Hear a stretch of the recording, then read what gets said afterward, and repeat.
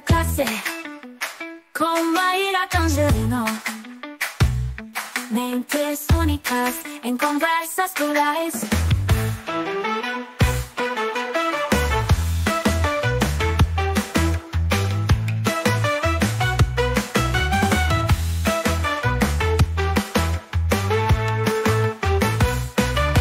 Conversas de classe com Maíra Tangerino. Mentes únicas em conversas plurais. Conversas de classe com Maíra Tangerino. Mentes únicas em conversas plurais.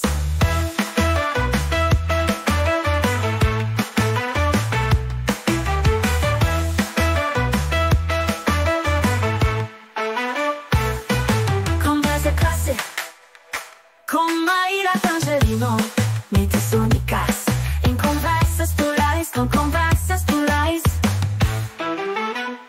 Conversa de classe com Maíra Tangerino. Mentes únicas em conversas plurais. Com conversas plurais.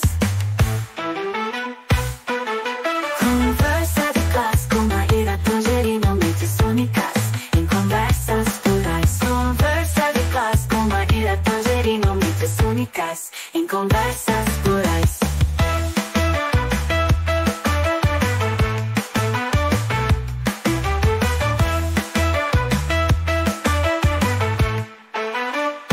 Conversa de classe com Maíra Tangerino. Mentes únicas em conversas plurais. Conversas em conversas plurais. Olá, pessoal! Boas-vindas a mais um episódio do Conversas de Classe. E hoje a gente vai mergulhar aqui num tema que, além de atual, ele é bem relevante para o ensino, que é o ensino de programação. E aqui, gente, ó, eu tô com uma pessoa, né, que ele foi super indicado, né, ele foi muito recomendado por um parceiro aqui do programa. Então, na verdade, eu já vim para a entrevista admirando ele, sem o conhecer, sem ter contato, né? E eu quero, a gente vai, na verdade, guiar essa entrevista, né, por uma pergunta, que será que ensinar programação ainda faz sentido? E quem vai responder essa pergunta para a gente, né, é um professor que conhece muito de programação, né, mas também tem muita habilidade aí no cenário educacional.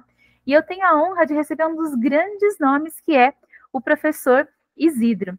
Ele é PhD em Engenharia da Computação pela USP, Java Champion, e atua tanto na docência quanto em eventos aí de tecnologia pelo Brasil. E eu combinei com ele aqui que eu vou mandar já a primeira pergunta, né? Professor Isidro, a programação já foi considerada o novo inglês, né? Eu lembro lá que na minha época de adolescente o pessoal falava isso. É uma habilidade que seria indispensável para o mercado de trabalho. Eu queria saber, na sua opinião, como que com a popularização, na verdade, do code e do low code, se ensinar programação ainda faz sentido para os estudantes, ou será que a gente está indo em direção aí a uma simplificação generalizada? Professor Isidro, é uma honra recebê-lo aqui no Conversa de Classe. Seja bem-vindo. Professora Maria, para mim é uma grande alegria poder participar, é uma grande honra estar aqui conversando com o seu público bom, eu só tenho a agradecer pelo convite, por essa oportunidade para a gente poder bater um papo, pode ajudar a esclarecer bastante, né? Eu trabalho só para você ter uma ideia, eu estou na docência de programação há 24 anos, 25 se a gente contar o ano que eu iniciei, né, que foi o ano 2000. E eu lembro que, assim, a primeira turma de ensino superior que eu entrei, eu era o mais novo da turma. Então, já vi o desafio.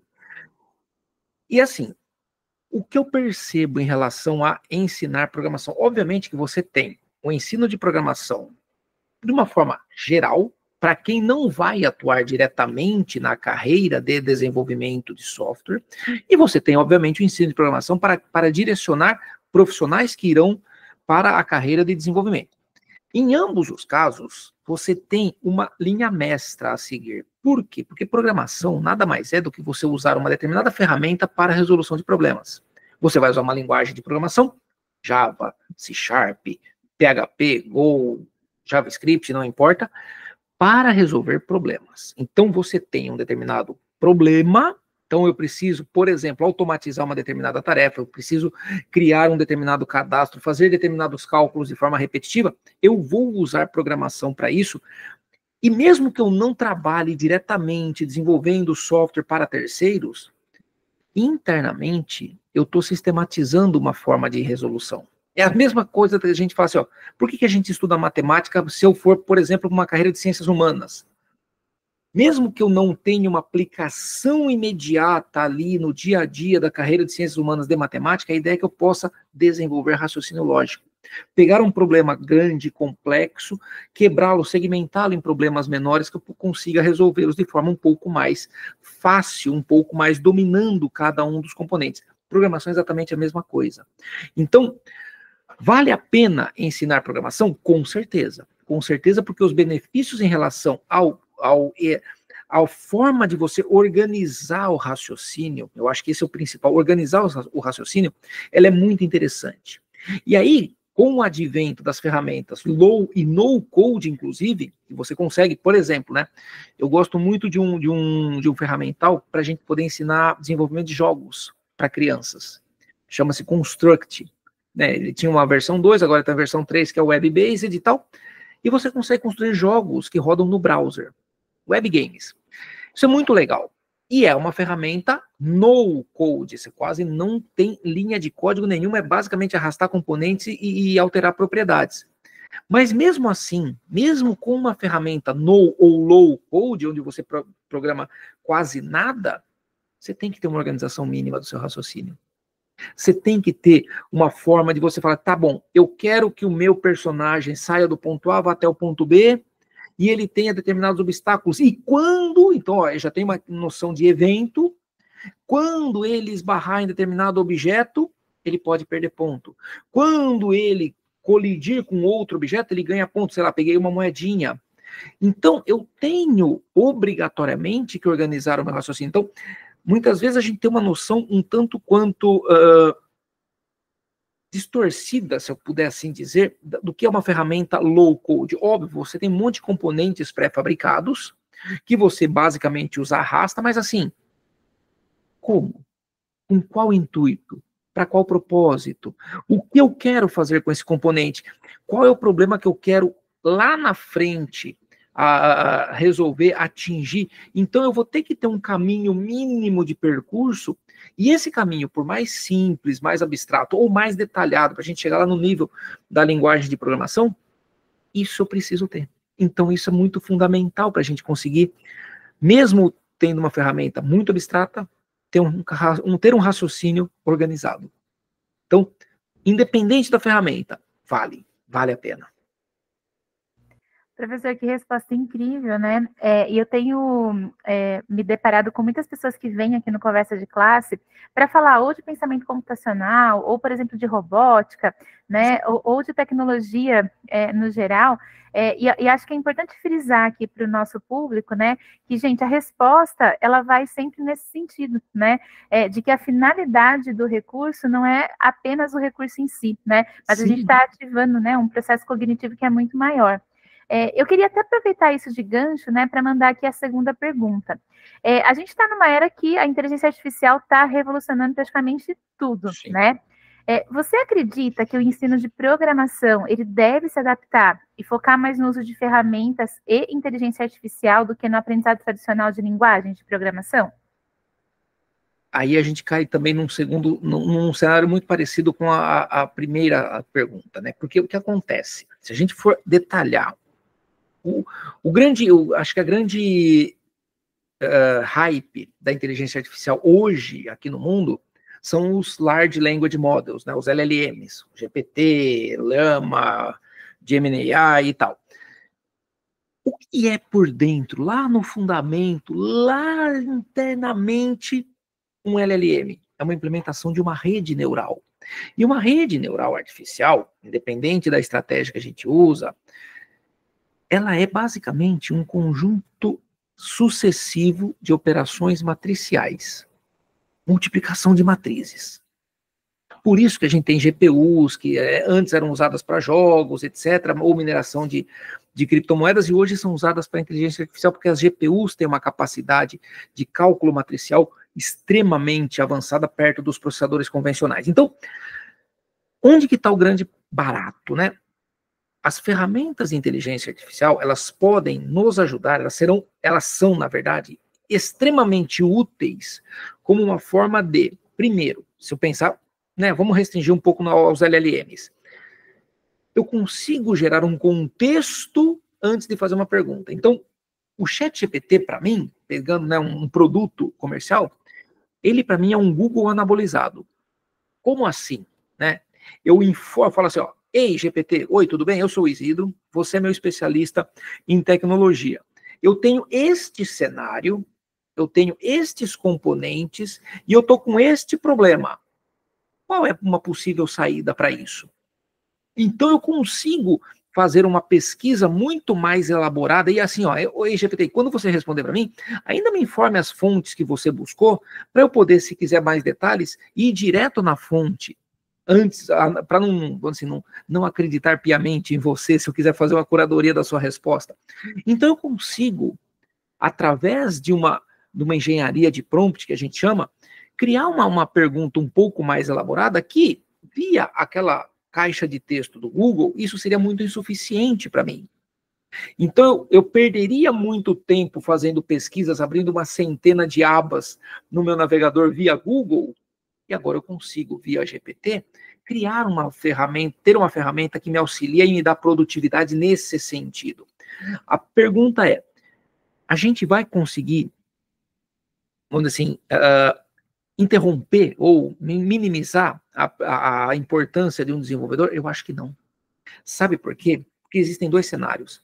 Para a gente poder resolver um problema, a gente precisa saber extrair a informação do usuário. E por mais que o meu usuário venha para um sistema super avançado, super sofisticado de uma inteligência artificial, muitas vezes ele não sabe o que pedir. E a extração desse conhecimento relevante é uma das técnicas que a gente aprende numa universidade, por exemplo, de computação, né, engenharia de software, com análise e engenharia de requisitos, a saber realmente o que importa quando a gente conversa com o usuário. Esse contato humano, eu ainda não consigo enxergar uma perspectiva tão ampla usando somente inteligência artificial. E o segundo caso, que é uma coisa que a gente até brinca, eu brinco com os meus alunos, né? Assim, ó, obviamente que se você for numa onda de redes sociais, de influenciadores, cara, todo mundo vai falar, você aprendeu programação errado a vida inteira. Esqueça a programação e use esses... Esses caras que estão falando essas coisas não usam. Eles usam isso apenas para gerar buzz, né? Mas, o que acontece? Uma situação que é bastante comum na nossa área, e principalmente em determinados setores que são críticos, exemplo, o setor financeiro, é a possibilidade de o sistema foi para o ar e deu pau, parou de funcionar. E eu preciso voltar para a versão anterior. E nesse intervalo, a gente monta aquilo que nós chamamos de War Room, uma sala de guerra. Entra todos os melhores desenvolvedores do time, gestor, patrão, gente que assina o cheque, todo mundo ali no cangote e fala assim, ó, só saímos daqui quando resolver o problema. Se a gente conseguir montar uma War Room tocada única e exclusivamente por agentes de inteligência artificial, eu começo a me preocupar. Caso contrário, eu estou tranquilo. Vai ser só uma ferramenta. Não vai tomar nosso lugar. Fiquem despreocupados. Mas, de novo, vai ser uma ferramenta que nos ajuda. Porém, um alerta. O ChatGPT pode te dar a resposta errada. Como qualquer pesquisa. Então, eu já tive problemas de fazer prompts, ele me dar uma solução, e detalhes da configuração da resposta que ele me deu não faziam o meu software funcionar. Eu falei, peraí. Aí por isso que a importância de você cita a fonte, né, original, que eu vou lá. Aí eu já entrei no site do fabricante daquele produto, vi a especificação, vi tudo isso e falei assim, puxa, eu estou usando agora um determinado aspecto, eu deveria usar outro parâmetro.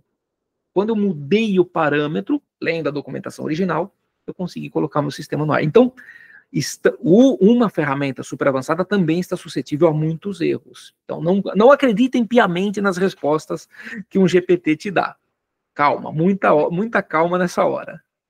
E isso vai fazendo, né, professor, que a curadoria e, claro, o olhar do especialista vai virar o ouro, né, do futuro, né? Às vezes as pessoas apostam em ouros aí que não são bem esses, né? O pessoal está apostando muito em, vamos fazer alta produtividade, mas você já parou para pensar que se eu colocar 10 empresas que usam a mesma ferramenta, elas vão ter exatamente os mesmos 10 produtos? Do mesmo jeito? Com o mesmo conteúdo, se for o caso, ou pequenas... Você olha uma imagem na internet, você percebe que ela foi gerada por uma ferramenta de inteligência artificial. Não foi um designer, um artista que fez aquele produto. Você vê claramente que é desde formas, desde tonalidade, desde disposição dos elementos na tela. Você fala assim, cara, isso aqui foi feito por inteligência artificial. Não foi um ser humano que fez isso. Eu sempre comento, né, aqui que o nosso público na grande maioria de docentes, mas também tem muito graduando, né, que ainda vai entrar no mercado de trabalho. E eu gosto também de contar para eles, né, como essas conversas, elas são ricas, para a gente conseguir olhar, às vezes, um outro lado da moeda que a gente não está percebendo. E eu até queria citar aqui para o pessoal, né, que você tem uma carreira longa como educador, e também você dissemina muito conhecimento aí no YouTube e em eventos tecnológicos. Na sua visão, como que você acha que o ensino de programação pode ser mais acessível e mais atraente para os jovens e até pessoas que às vezes estão em transição de carreira, né? Considerando que programação não era uma coisa que existia, sei lá, há vários anos, né? É uma coisa mais atual. É uma ciência recente. Eu brinco assim, né? A parte boa da computação é que a gente consegue... Muitos daqueles que fizeram a ciência da computação que nós temos hoje ainda estão vivos, né? Então não é tipo a filosofia que eu vou falar do Platão, Aristóteles, né, que infelizmente já se foram. Então dá para a gente conversar ao vivo com o criador, por exemplo, da linguagem Java, dá para a gente conversar com o criador da linguagem Python, óbvio, né, guardados os devidos acessos, etc., mas são pessoas que existem reais e estão aqui no nosso dia a dia. Eu consigo entrar no canal dessas pessoas e conversar com elas, ou ver um vídeo diretamente delas. O que eu percebo, né? A gente está num momento onde a programação ela está sendo muito levada em consideração como um commodity. E, na verdade, ela é um ferramental, porém ela é um ferramental diferenciado. Por quê? Hoje, se a gente comparar o histórico do desenvolvimento de software, puxa vida, eu comecei a programar num CP300, que a gente gravava software em fita cassete. Às vezes eu tenho que abrir uma tela do Google para mostrar uma fita cassete para os meus alunos. Disquete, peguei toda essa evolução, acho que só não peguei o cartão perfurado. Do resto, peguei tudo. Estou com 46 anos, então, vamos dizer assim, eu vi muita coisa acontecer. Hoje a gente tem muito ferramental para desenvolver software. Então, ensinar programação você tem muita ferramenta, né? Desde o Scratch, desde você ter, por exemplo, um S4A, né, um Scratch for Arduino, você tem o site da Code.org, Code Warrior, e várias ferramentas. Mas o que eu percebo? Pensando do ponto de vista de um profissional que quer seguir carreira. Então, eu estava numa área X, agora eu estou migrando para desenvolvimento de software. Muito se ensina a usar os frameworks de mercado. O que é isso? Frameworks, né, são softwares que nos ajudam a criar outros softwares. É como se eu tivesse na engenharia civil, né, um paralelo. Eu aprendo a trabalhar com estruturas pré-fabricadas. Então eu sei encaixar uma viga já pronta, eu sei encaixar uma parede que vem praticamente pronta, eu sei encaixar um piso que está praticamente pronto. Então eu viro meio que um encaixador de peças. E eu monto um software. O que eu percebo indo nos eventos, né, alguns dias atrás eu estava no The Developers Conference, eu palestrei e dei mentorias lá, e foi quase que uma unanimidade das pessoas que vieram conversar comigo. Eles chegavam e falavam, Isidro, como que eu aprendo a base? Por quê? Porque muitos deles vinham de uma graduação de computação e levaram meio, né, naquela, deixa eu tirar logo essas disciplinas do caminho que eu quero me formar logo. E aí a gente negligencia, e eu falo assim, às vezes a universidade é a única oportunidade que a gente tem de aprender determinados assuntos em profundidade. Ou determinados assuntos a gente só vai ver numa cadeira de universidade. Óbvio, existem universidades, professores e professores, alunos e alunos. Ponto. Mas onde que está o grande aspecto? Você aprender um determinado framework, uma determinada estrutura pré-fabricada, que acelera o desenvolvimento, você faz os seus, né, os seus softwares mais rápido. Entretanto, muitas vezes, alguns erros que a gente enfrenta, algumas situações que a gente enfrenta, sei lá, minha aplicação não escala, ela tem lentidão, e eu não consigo saber de onde que vem essa lentidão, não consigo, mesmo que eu saiba, eu não consigo resolver. Meu ferramental fica muito limitado. E muitas vezes a gente tem que aprender e voltar para a base. Voltar para a base no seguinte sentido. Cara, eu tenho que estudar algoritmos com muita frequência, que é a mesma coisa que do paralelo com o jogador de futebol. O craque, ele tem que treinar passe, tem que treinar lançamento, cobrança de lateral, cobrança de falta. É o fundamento dele. O nosso algoritmos, estruturas de dados, redes de computadores, sistemas operacionais e assim por diante. Então a gente tem a necessidade de a todo momento revisitar conceitos que não são apenas disponíveis em videoaulas, eles estão nos livros clássicos, e esse conhecimento ele é perene. Então o que eu percebo? Hoje o ensino de programação ele está muito um ensino tutorial. Ó, faz desse jeito. Ah, mas e se eu mudar alguma coisa? Aí é por sua conta e risco. Tá errado, tá errado. Só que a gente aprender o que funciona e por que funciona, e o que não funciona e por que não funciona, leva tempo. Então, tempo é um fator que a gente está numa geração bastante imediatista, bastante ansiosa, com um mercado bastante impaciente, e a gente ainda fala assim, pô, você precisa ter tempo para estudar. Então, equilibrar tudo isso talvez seja uma das tarefas mais difíceis que a gente tem, e aí eu até falo assim, eu compartilho uma circunstância minha, mas eu falo assim, não leve isso como exemplo para nada, é só uma circunstância minha.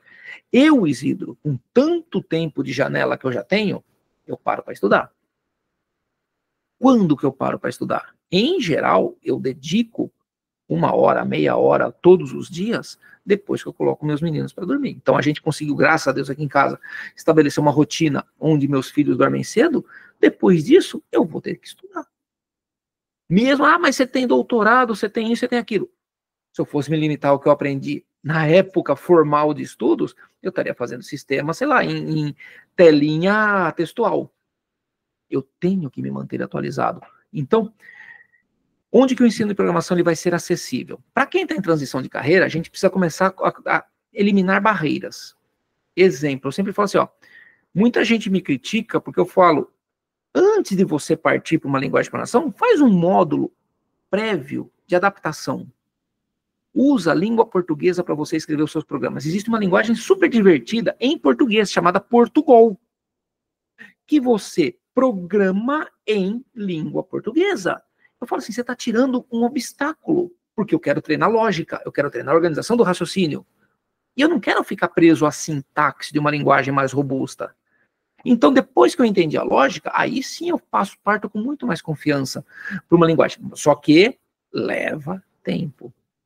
E aí as pessoas falam, não, você tem que aprender logo de cara a linguagem de programação. Depende. Você pode querer ter um conhecimento tanto quanto... Se você se der bem com sintaxe, manda bronca. Entretanto, o que eu percebo nesses mais de 24 anos de ensino de programação ininterruptos é que, quando a gente parte direto para uma linguagem, os alunos se apegam aos detalhes da linguagem e não se apegam à lógica da resolução do problema. Isso para nós é um fato grave. Porque eu posso saber muito da linguagem, mas eu não sei resolver o problema. Eu não sei como começar a pensar. Então, vamos tirar uma dificuldade. Vamos focar em pensar. Vamos depois aumentando a gradação dos nossos problemas. Mesma coisa, muita gente fala assim, treina algoritmos em sites onde tem problemas em inglês. HackerRank, LeetCode, são excelentes sites para você treinar lógica de programação e algoritmos. Só que os enunciados estão em inglês. E se o seu inglês não é lá tão fluente?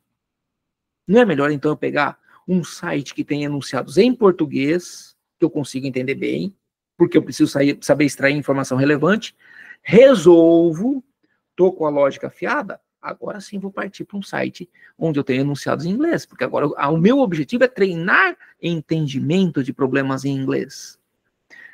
Mas, de novo, Isso é polêmico? Claro que é polêmico. Porque tem gente que fala assim, não, você tem que aprender logo de cara, não sei o que, lá, porque o mercado não te espera. Eu sei.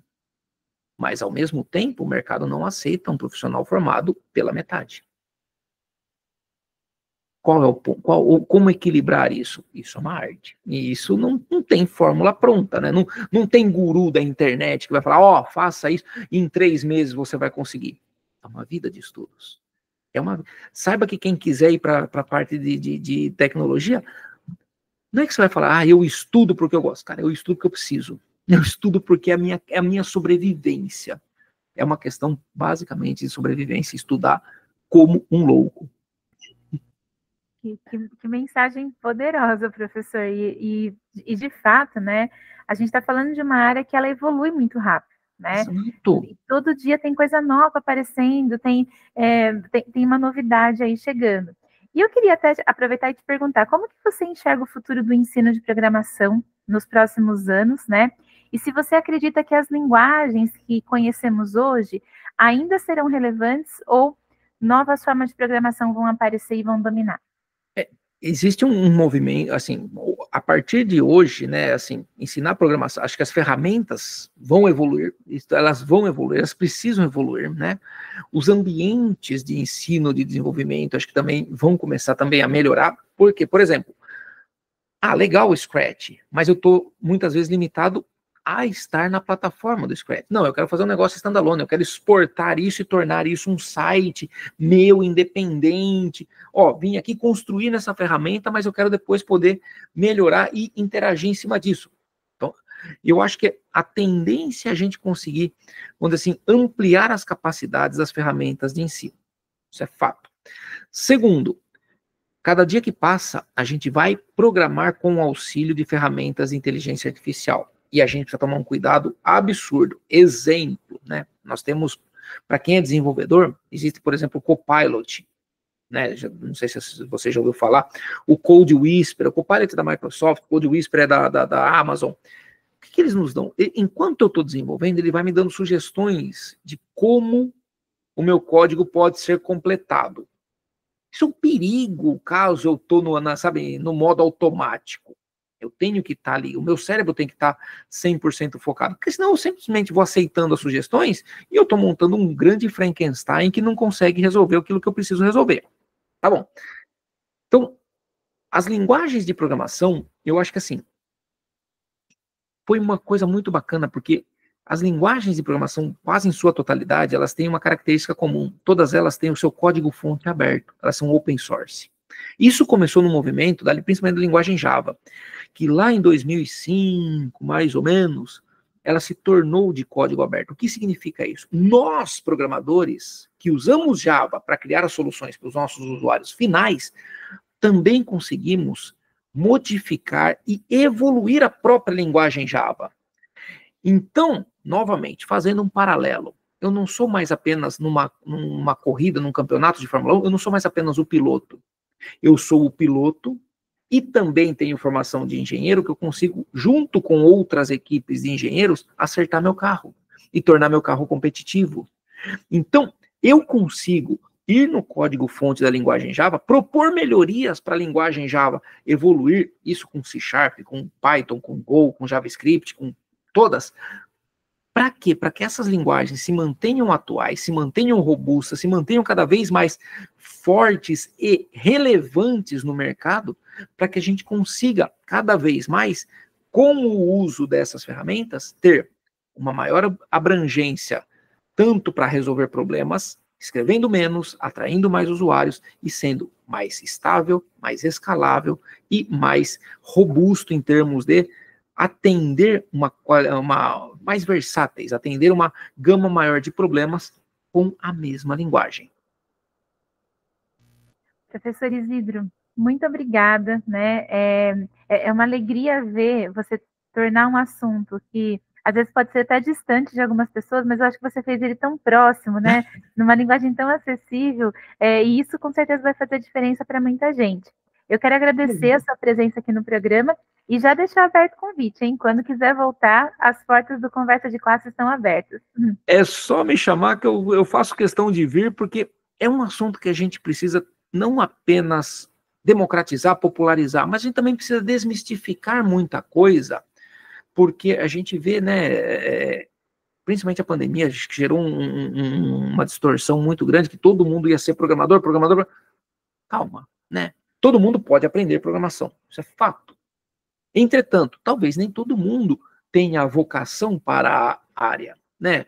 Então, é legal a gente ter uma ferramenta e não ser apenas um usuário, é bom a gente poder entender minimamente mais a fundo para não sofrer as emoções das redes sociais, né? Não sofrer dos hypes, mas também, mesmo que eu não queira seguir nisso, se eu souber um pouquinho, eu posso saber pedir. Então eu posso ter uma parceria, contratar um programador que manja muito a parte técnica, mas eu consigo conversar com ele mais em pé de igualdade. Então, nesse aspecto, todo mundo sai ganhando. Então é isso que a gente tenta ajudar na galera, tanto na formação dos programadores, quanto na formação de pessoas que queiram conversar com os programadores. Muito lindo, né? Você terminar a entrevista falando assim. Então, eu te agradeço mais uma vez. E, pessoal, a gente se vê no próximo Conversa de Classe. Até mais!